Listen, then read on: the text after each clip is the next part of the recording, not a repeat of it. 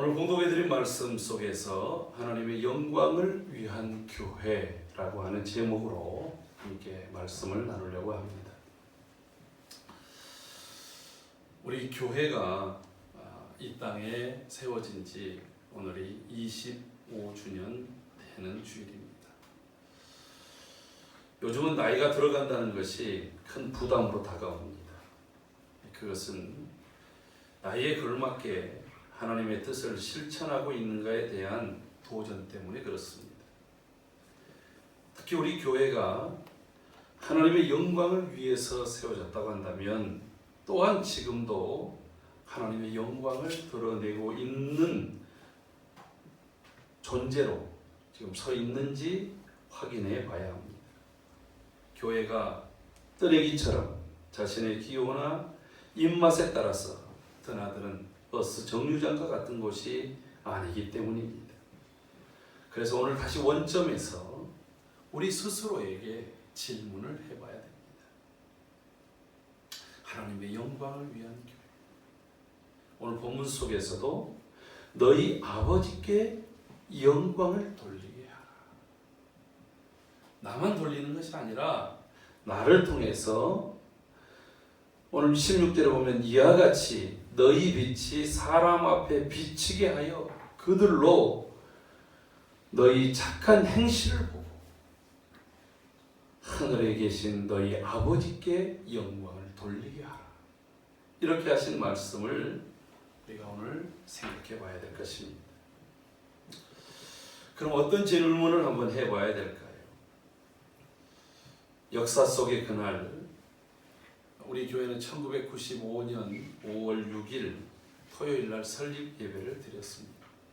물론 그 이전에 3월 15일부터 함께 장소를 얻고 그곳에서 전혀 갖춰지지 않은 상태에서 체육관, 합기도 도장했던 곳에서 모여서 예배를 드렸어요. 그러다가 교회를 하나하나 손수 꾸미면서 5월 6일 날 하나님 앞에 설립 예배를 하게 되었습니다. 우리는 이때 한 두 가지 정도 이런 질문을 해볼 필요가 있습니다. 첫 번째는 왜 우리 교회는 세워졌는가? 영광교회는 세워졌는가? 하는 설립의 근거입니다. 당시에 송내동에도 여러 교회들이 있었습니다. 특별히 저희들은 중동역 철길 옆에 교회들 장소를 구해서 예배를 했는데 그 중동역 철길 시작점에서부터 송내역전까지 그 철길 라인으로만도 나중에 보니까 예배당이 10군데나 있었어요. 저희를 포함해서 10군데의 교회가 있었습니다. 뿐만 아니라 그러면은 뭐 길 건너편도 그리고 또 그곳에 아파트 단지, 큰 아파트, 작은 아파트 단지이기 때문에 곳곳에 상가마다 큰 길까지 교회들이 대단히 많이 있었습니다. 주변에 있는 교회를 굳이 다니면 될 텐데 왜 새롭게 교회를 세워야 합니까? 그 이유는 우리에게는 하나의 큰 새로운 꿈이 있었기 때문에 그렇습니다. 모든 사람들이 말은 그렇게 할 수 있겠지만 정말 성경이 말씀하시는 교회를 세워보고자 하는 꿈이었습니다. 이 꿈이 없었다 한다면 그냥 불가항력적으로 어쩔 수 없어서 교회를 세워야 했다고 한다면 굳이 교회를 세울 필요가 없었을 것입니다. 하나님께서 이 땅에 교회를 세우려고 한다면 저도 이제 나름 고민했어요. 선교지로 나갈 것인가, 공부를 계속해서 신학교를 갈 것인가, 뭐 또 어떤 기관에서 일할 것인가, 이런 고민 속에서 하나님께서 교회 개척에 대한 그 열망을 주실 때에는 교회에 대한 새로운 꿈이 있었습니다. 저는 제가 이제 성경을 어려서부터 이렇게 쭉 읽어오면서 제 마음 가운데 교회가 어떤 곳인가, 교회는 무엇을 해야 될 것인가 라고 하는 것에 생각을 많이 갖게 됐습니다. 성경이 말하는 교회, 고린도전서 1장 1절에서 3절에 보면 교회에 대한 소개를 하고 있습니다. 그것을 간추려서 얘기하면 이런 얘기입니다. 각 사람이 예수 그리스도를 자신의 구원자로 그리고 인생의 주인으로 고백한 사람들이 함께 모여서 하나님을 예배하고 그 예배를 통해서 온전히 섬겨서 예배의 정신을 가지고 세상을 섬기는 것이 바로 교회. 그걸 통해서 하나님께 영광을 돌리는 것이다. 주님께서 제자 베드로에게 이렇게 묻습니다. 제자들과 제자 베드로에게 이렇게 묻죠. 사람들이 나를 누구라고 하느냐? 그래서 제자들이 여러 얘기를 했어요. 세례 요한, 엘리야, 또 여러 선지자 중에 한 사람입니다. 이런 얘기를 하잖아요. 마태복음 16장 13절부터 보면 그때 예수님이 15절에서 다시 이렇게 묻습니다. 그러면 너희는 나를 누구라고 하느냐? 이럴 때에 베드로가 가장 먼저 나서서 이렇게 고백합니다. 주는 그리스도시요 살아계신 하나님의 아들이십니다. 베드로가 3년 동안 예수님을 따르면서 그의 마음속에 새겨져 있던 그 고백이 무엇이냐면 주님, 당신은 그리스도 메시아이십니다. 우리의 구원자라는 말이에요. 그리고 또한 하나님의 살아계신 하나님의 아들이십니다. 이것이 베드로의 신앙 고백이었습니다. 이때 예수님께서 베드로를 향해서 칭찬하십니다. 바요나 시몬, 내가 복이 있도다. 이것을 알게 하는 것은 내 혈육이 아니다. 내 아버지시다. 이렇게 칭찬을 받아요. 그 위에다가 더 큰 축복을 받는데 내가 내 위에, 내 반석 위에 내 교회를 세우게 합니다.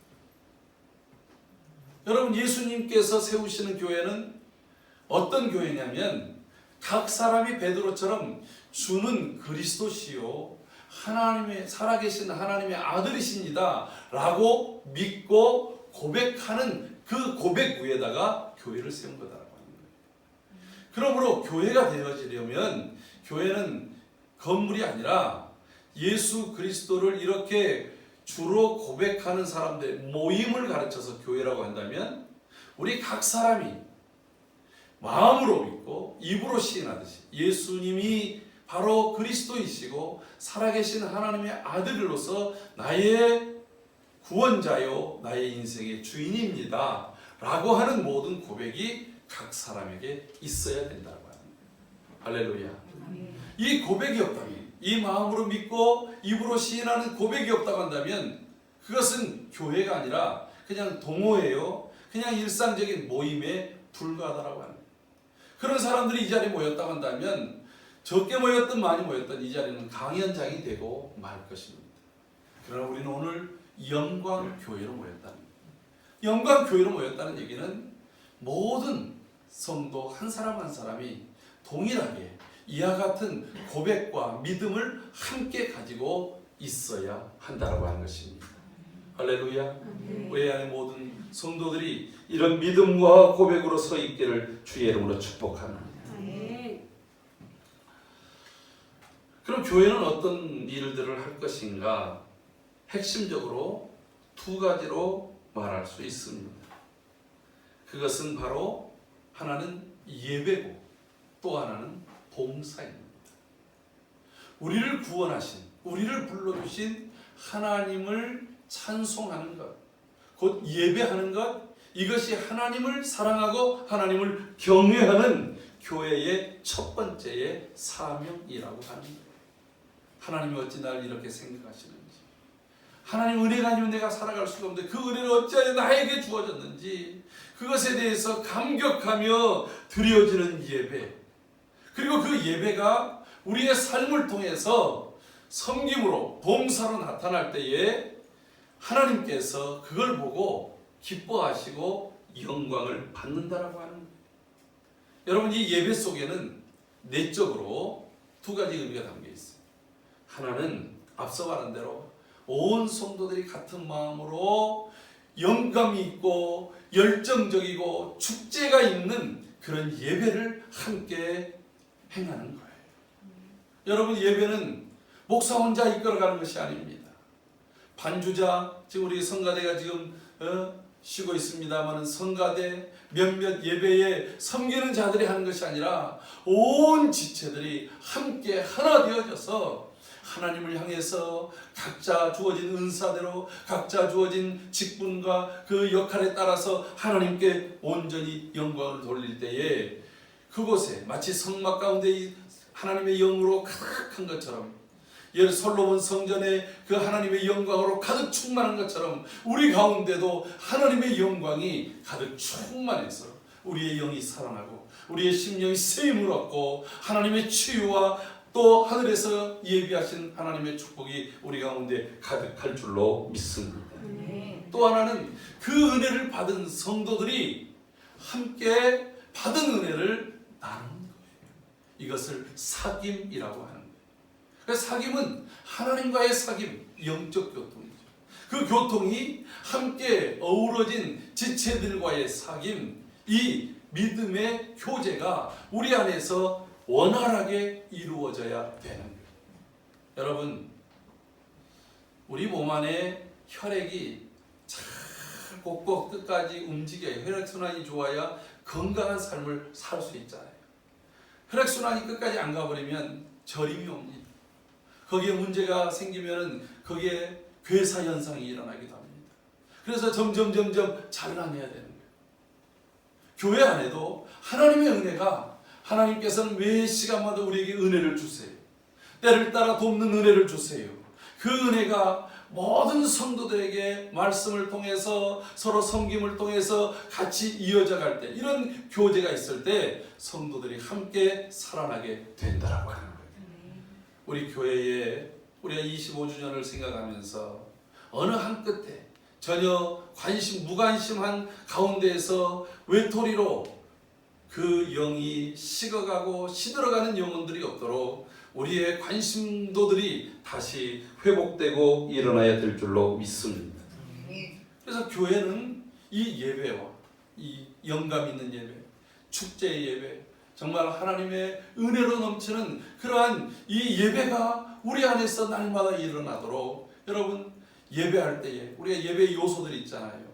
하나님 앞에 기도하고 함께 찬송하고 하나님의 말씀을 받고 내 삶에 주어진 것으로 하나님 앞에 봉헌하고, 이러한 일들을 행할 때에 여러분 최선을 다해서 적극적으로 해야 되는 거예요. 찬양할 때 하나님께서 받으실 만한 그런 열정 있는 찬양을 온 성도들이 할 수 있기를 바랍니다. 여러분, 그 찬양 속에 임하는 하나님의, 여러분, 찬양이 때로는 쇠사슬을 끊기도 하고 옥문을 열기도 하고 찬양이 죽어가는 영혼을 살려내기도 하는 그 역사가 있는 거예요. 하나님은 기도를 통하여서 우리의 기도를 들으시고 또 기도를 통해서 응답하시고 역사하시는 거예요. 우리의 기도가 악의 영들을 파하기도 하고, 그리고 또한 이 산을 들어 바다에 던지우려 하면 그대로 되게 하는 것이 바로 믿음의 기도인 줄로 믿습니다. 우리가 기도할 때에 이거 들어주실까 의심하면서 하는 게 아니에요. 하나님께서 반드시 들으시고 우리의 신음에도 응답하시는 하나님 앞에 간절한 마음으로 함께하는 거예요. 대표 기도를 할 때는 온 성도들을 대표한 그런 것을 어깨에 짊어지고 기도하는 거예요. 나의 기도를 하는 게 아닙니다. 공적인 기도. 그러나 개인적인 기도는 하나님 앞에 나의 모든 속사정을 내놓을 뿐만 아니라 다른 사람을 돕는 도구의 기도와 나라와 민족을 위한 기도와 이 시대를 위한 기도를 행하면서 영적 기도, 악한 영들을 파하는 그러한 강력한 능력으로서의 기도를 온 성도들이 삶 속에서 늘 항상 이어지는 습관이 되고 나의 능력이 될 수 있기를 주의 이름으로 축복합니다. 이게 예배 속에 드러나는, 여러분, 하나님의 말씀을 받을 때는 모든 이스라엘 백성들이 그리심산과 그리고 또 에발산에 모여서 그들을 축복하는 말씀을 하든지 저주의 말을 하든지 하나님의 메시지가 들려지면 그들은 모두가 아멘 아멘으로 받았다는 거예요. 하나님의 말씀은 진리이고 그 말씀을 따라서 우리의 영을 살리며 우리의 심령을 새롭게 하며 하나님의 뜻으로 우리에게 유익한 길로 이끄시고 인도하시는 것이 하나님의 말씀이기 때문에 그 말씀을 송이꿀보다 더 달게 받고 사모함으로 받고 그 말씀이 나의 능력이 되어지도록 받는 것이 오늘 우리 예배 속에 일어나야 될 일이라고 하는 거예요. 할렐루야. 하나님의 말씀을 받는데 내 마음이 굳게 닫혀 있다고 한다면 깨트려야 돼요. 하나님의 말씀을 받는데 때로는 말씀을 전하는 설교자와 또는 성도들과의 담이 생겨서 어떤 말씀이 들어와도 그것이 튕겨나간다 한다면 어디 골방에 들어가서도 뼈를 깎는 그런 회개의 시간을 가져야 됩니다. 그래서 사람과의 관계 속에 일이라면 사화도 해야 됩니다. 왜냐하면 말씀이 바로 내 양식이고 말씀이 내 영을 살리기 때문에 그렇습니다. 우리는 하나님의 말씀을 그대로 믿습니다. 저는 이 66권의 말씀 1189장의 이 말씀이 하나님이 우리에게 주신 진리의 말씀임을 확신합니다. 그래서 매일매일 그 말씀을 반복해서 읽고 그 말씀이 오늘 그 시대에 또 오늘 우리에게 어떻게 주어지고 어떻게 말씀하시는지 그 말씀 듣기에 귀를 기울이고 있습니다. 이것이 외적으로는 봉사, 내적 봉사도 있지만 외적 봉사로 나타나는 것들이 무엇입니까? 바로 전도, 선교와 그리고 이웃사랑이라고 하는 거예요. 여러분, 그래서 우리가 하나님의 은혜를 받은 자들이 내가 하나님 앞에 받은 은혜를 따라서 봉헌도 하잖아요. 하나님께서 내게 주신 은혜가 이와 같이 크니까 내가 할 수 있는 것이 작은 물질이면 물질, 내 몸이면 몸, 내 삶을 통해서 주님 받은 사랑을 외적으로 증거하는 봉사가 전도요 선교이고, 그리고 또한 그 사랑을 가지고 내가 할 수 있는 범위 안에서 내 주변의 이웃들에게 함께 다가가서 터치하는 것이 바로 이웃사랑이요 이웃봉사인 줄로 믿습니다. 이게 바로 교회가 해야 될 역할이라고 합니다. 이 일을 위해서 우리는 함께 훈련받고 이 일을 위해서 함께 매일매일 날마다 쇄신해져가는 우리의 삶을 살아야 하는 것입니다. 그래서 교회를 어떻게 하면 이런 교회를 이룰 수 있을 것인가? 저는 이러한 그리스도의 정신을 따라 섬기는 우리의 이런 실천의 방안을 마태복음 5장 13절에서 16절을 근거로 두고 우리 교회 이름을 영광이라고 이름을 정했어요. 여러분 주보를 한번 가지고 볼까요? 우리 교회 비전 선언문이 있습니다. 비전 선언문 이 두 가지를 다 합해서 고백하는 것, 성교의 베이스 캠프서부터 다 같이 한번 같이 오랜만에 우리 고백해 보도록 하겠습니다. 시작. 선교의 베이스 캠프, 다음 세대를 세우는 교회. 우리는 복된 하나님의 자녀로서 하나님께 온전한 예배를 드리고 충성된 훈련과 뜨거운 성도의 교제를 통해 한 지체가 되어 봉사로 이웃을 섬기며 예수 그리스도의 복음을 전하여 소금과 빛의 삶을 산다. 아멘. 우리 교회 비전 선언문을 전할 때에 바로 교회가 해야 될 또 이 5가지 요소도 있고, 그리고 이게 바로 하나님의 은혜를 받고 구원을 받은 우리가 섬겨야 될 그러한 내용이라고 생각해서 비전문을 이렇게 정했습니다. 영광교회라는 이 이름 속에 우리 교회가 설립되어졌던 첫 설립하는 성도들의 마음과 꿈을 여기에 담아 놓았습니다. 영광이라는 말은 말 그대로 그리스도의 맛을 드러내며 생명의 빛을 발하는 교회라는 뜻입니다. 그럼 우리 영광교회는 삶 속에서 예수 믿는 사람들이 어디 가면 삶의 맛이 난다 이런 소리를 들어야 돼요. 입맛 없어, 재수 없어 이런 소리 들으면 안 된다는 거예요. 그리고 우리의 삶을 통해서 복음을, 생명에 비친 복음을 증거해서 우리의 삶을 통해 증거하고 섬김을 통해 증거하고 그리고 하나님의 말씀을 구체적으로 전해주면서 증거해서 영혼을 구원해서 이 일이 하나님께 영광을 돌리는 것이 우리 교회의 꿈이었습니다.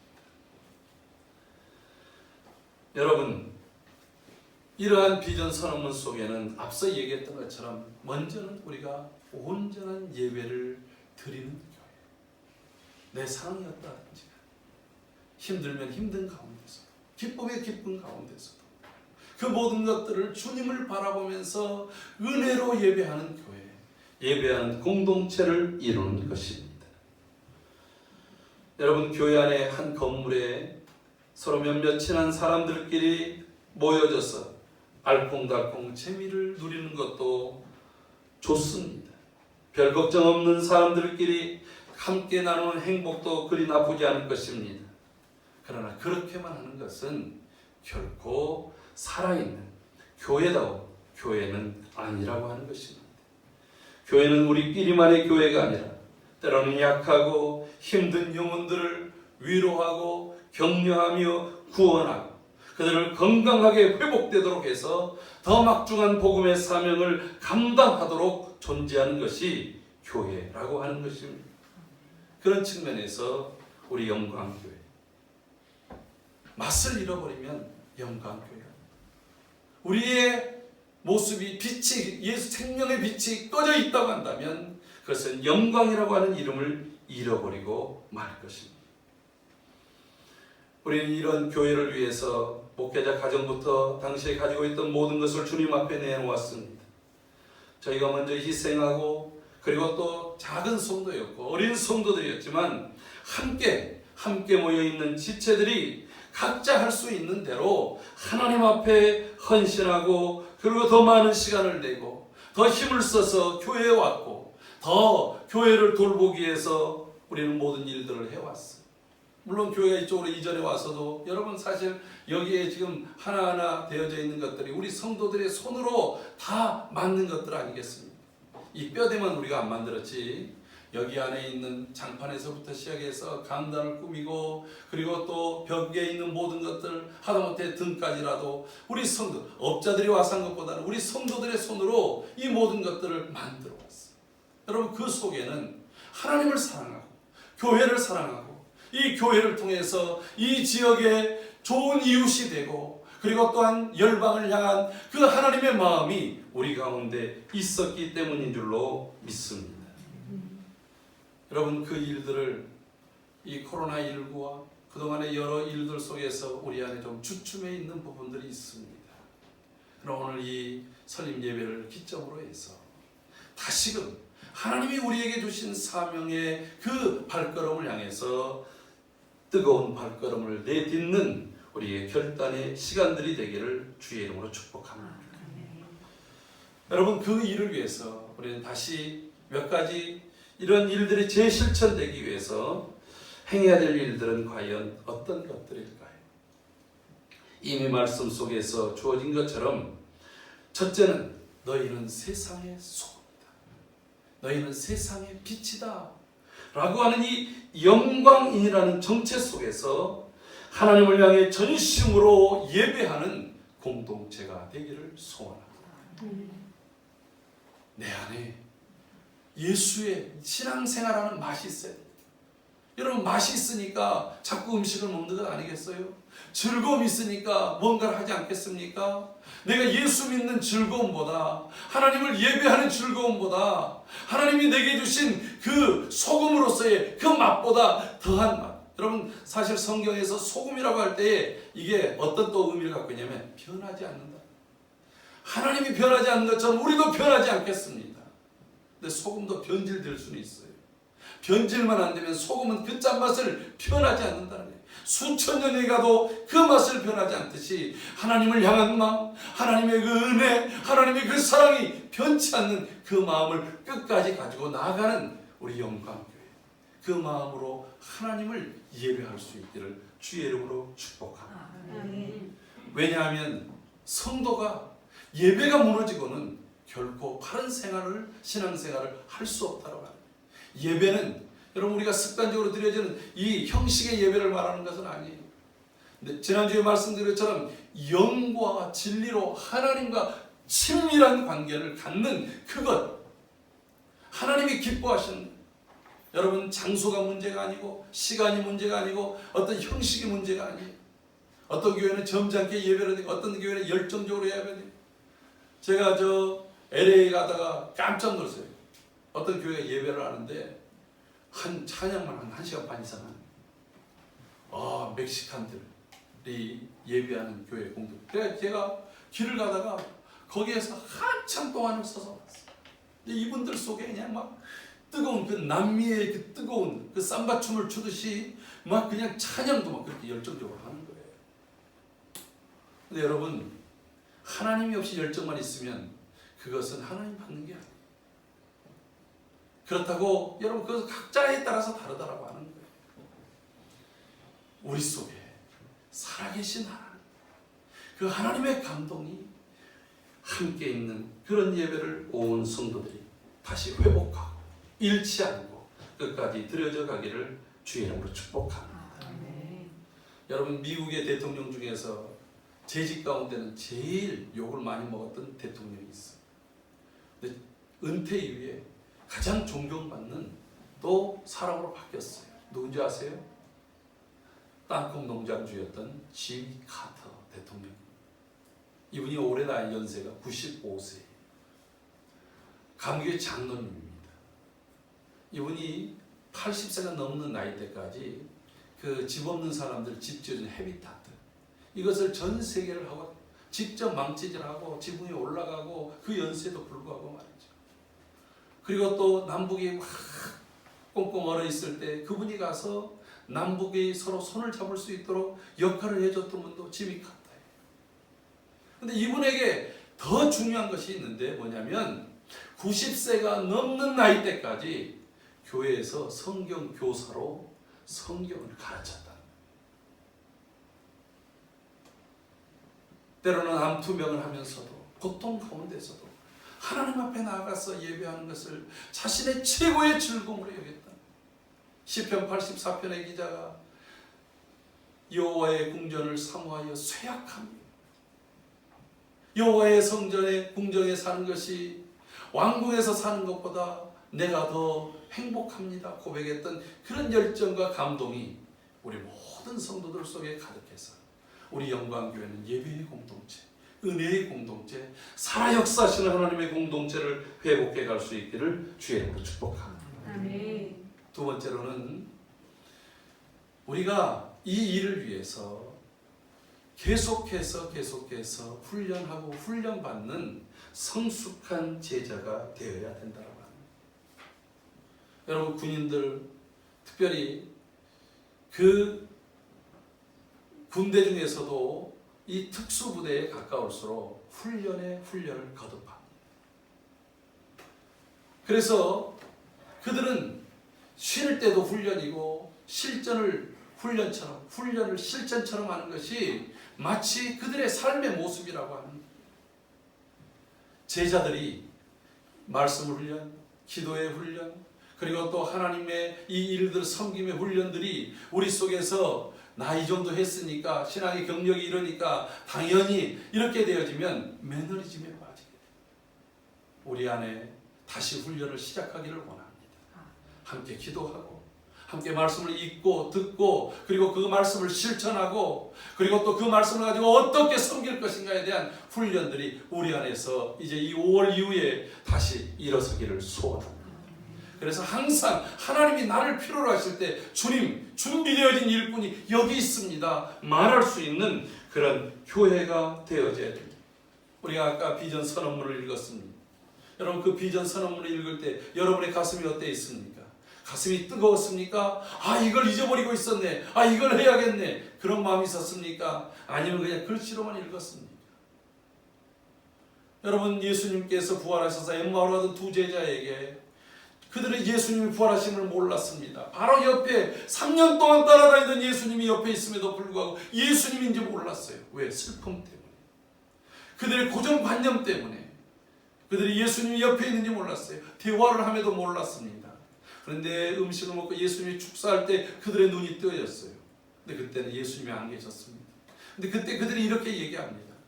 우리가 길을 갈 때에 예수님이 말씀을 들려주실 때 우리의 가슴이 뜨겁지 아니하더냐.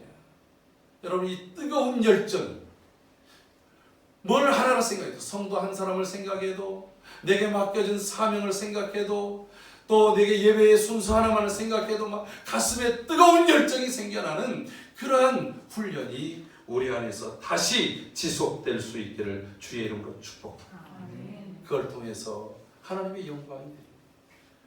내비게이터에 하나의 구호가 있습니다. 제가 20살 때 읽었던 책이었는데요. 그 구호에 무슨 내용이냐면 제자는 태어나지 않고 훈련으로 된 제자라는 말이 있어요. 우리에게 그동안 묻어졌던 멈춰졌던 그 훈련들이 제자로서 주님을 따르고 자기를 부인하고 자기 십자가를 지고 주님을 따라가면서 그 길이 가치 있는 길이요, 그 길이 행복한 길이요, 그 길이 소명 있는 길임을 보는 삶이 되어져야 될 줄로 믿습니다. 지난 화요일에 우리 교회에서 목사 안수식이 있었어요. 우리 박지민 강사님이 안수를 받았습니다. 제가 그때 그런 얘기를 했어요. 권면을 하면서 별로 남들이 즐거워하지 않는 길이, 박수하지 않는 길이, 존경하지 않는 길이. 그러나 하나님께서 얼마나 급했으면 결혼도 갑자기 시키고 또 안수도 이렇게 급하게 받게 하겠냐. 다른 사람 받고 싶어도 못 받게 가을에 받자고 얘기도 하고 하는데 하나님께서 그렇게 몰아가신 것은 그만큼 일이 급하기 때문입니다.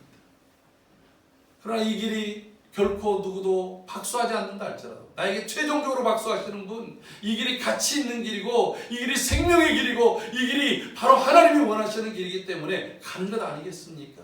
그게 바로 제자의 길이 그렇다는 것입니다. 훈련된 제자로 나를 훈련시켜서 하나님이 쓰시기에 가장 아름다운 일들을 이루어갈 수 있기를 바랍니다. 여러분, 소금과 빛으로서 해야 되는 일이 무엇입니까? 맛이 없어 죽어가는 것. 여러분, 소금은 옛날에는 이것이 월급이기도 했고요, 이것이 치료제이기도 했고요, 모든 음식과 그 맛을 드러내는 기본적인 것이 소금이었어요. 그래서 전쟁도 소금 전쟁이 있을 정도였어요. 빛이 무엇입니까? 다 얼어 죽어가던 것, 어둠 속에서 그냥 헤매이던 영혼들에게 살 길을 준 것이 빛이 아닙니까? 곧 우리가 영광이라는 이름 속에는 나는 영혼을 살려낸다라고 하는 사명이 우리 안에 있다라고 하는 거예요.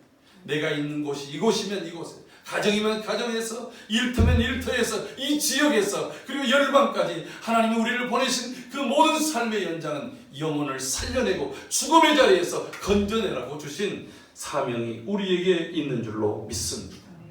그래서 이제는 우리가 다시 전도를 시작할 것입니다. 이 코로나 때문에 바깥에 나가지도 못했어요. 코로나 바로 직전까지 우리가 사람들이 받든 받지 않든 듣든 듣지 않든 나가서 전도했어요. 온 성도들이 내 삶의 영역은 나의 전도의 터전이요, 영혼을 살리는 현장임을 그냥 결단하며 나아갈 수 있기를 바랍니다. 사랑하는 성도 여러분, 우리가 길 가는 사람에게 교회 가자, 아니 우리 가족들에게 교회 가자 하면 그냥 나갑니까? 그렇지 않습니다. 우리가 소금으로서의 맛을, 우리가 빛으로서 그 밝은 길을, 착한 행실을 보여주고 삶의 모델이 될 때에 감동을 받고 그 가운데로 생명이, 일어나라 빛을 발하라, 빛이 너희 가운데 임하였다, 그 가운데로 4만민이 몰려들고 또 남 모든 열국이 함께 몰려드는 이사야서 60장 1절에서 3절의 말씀이 우리 교회를 통해서 이루어지기를 주의 이름으로 축복합니다. 사랑하는 성도 여러분, 지금 우리의 모습은 너무나도 약해 보일 수 있습니다. 선교의 베이스 캠프로서 그 힘은 매우 약해졌습니다. 어린이들과 학생들로 시끌벅적했던 모습들은 많이 사라졌습니다. 그러나 그럼에도 불구하고 다시 시작해야 됩니다. 이것이 하나님의 마음이기 때문입니다.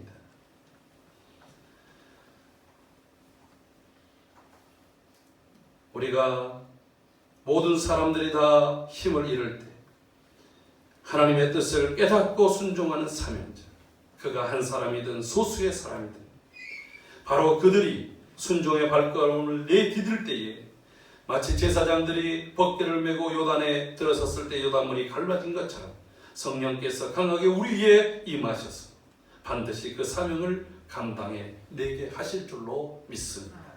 일이 모두 그와 같이 쓰임받는 저와 여러분들의 되기를 간절히 축복합니다.